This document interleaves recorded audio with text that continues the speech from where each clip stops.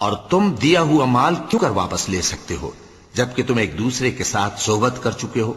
اور وہ تم سے پختہ عہد بھی لے چکی ہیں؟ اور جن عورتوں سے تمہارے باپ دادا نے نکاح کیا ہو ان سے نکاح نہ کرنا مگر جاہلیت میں جو ہو چکا سو ہو چکا۔ یہ نہایت بے حیائی اور اللہ کی ناخوشی کی بات تھی اور بہت برا دستور تھا۔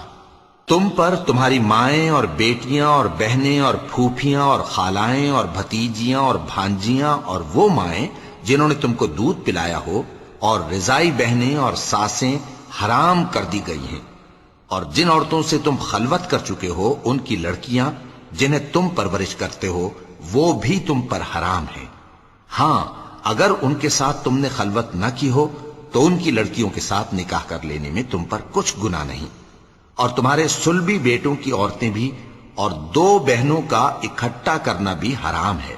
مگر جو ہو چکا سو ہو چکا۔ بے شک اللہ بخشنے والا ہے، بڑا مہربان ہے۔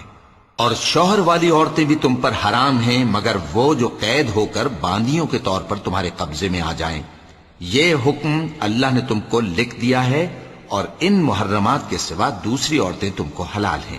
اس طرح سے کہ مال خرچ کر کے ان سے نکاح کر لو، بشرطے کہ نکاح سے مقصود عفت قائم رکھنا ہو نہ کہ شہوت پرستی۔ تو جن عورتوں سے تم لطف اندوز ہوئے ان کا مہر جو مقرر کیا ہو ادا کر دو، اور اگر مقرر کرنے کے بعد آپس کی رضامندی سے مہر میں کمی بیشی کر لو تو تم پر کچھ گناہ نہیں۔ بے شک اللہ سب کچھ جاننے والا ہے، حکمت والا ہے۔ اور جو شخص تم میں سے مومن آزاد عورتوں سے نکاح کرنے کا مقدور نہ رکھے تو مومن باندیوں ہی سے جو تمہارے قبضے میں آ گئی ہوں نکاح کر لے، اور اللہ تمہارے ایمان کو اچھی طرح جانتا ہے۔ تم آپس میں ایک دوسرے کے ہم جنس ہو، پھر ان لونڈیوں کے ساتھ ان کے مالکوں سے اجازت حاصل کر کے نکاح کر لو،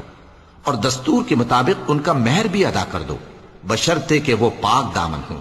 نہ ایسی کہ کھلم کھلا بدکاری کریں اور نہ درپردہ دوستی کرنا چاہیں۔ پھر اگر وہ نکاح میں آ کر بدکاری کا ارتکاب کر بیٹھیں تو جو سزا آزاد عورتوں کے لیے ہے اس کی آدھی ان کو دی جائے۔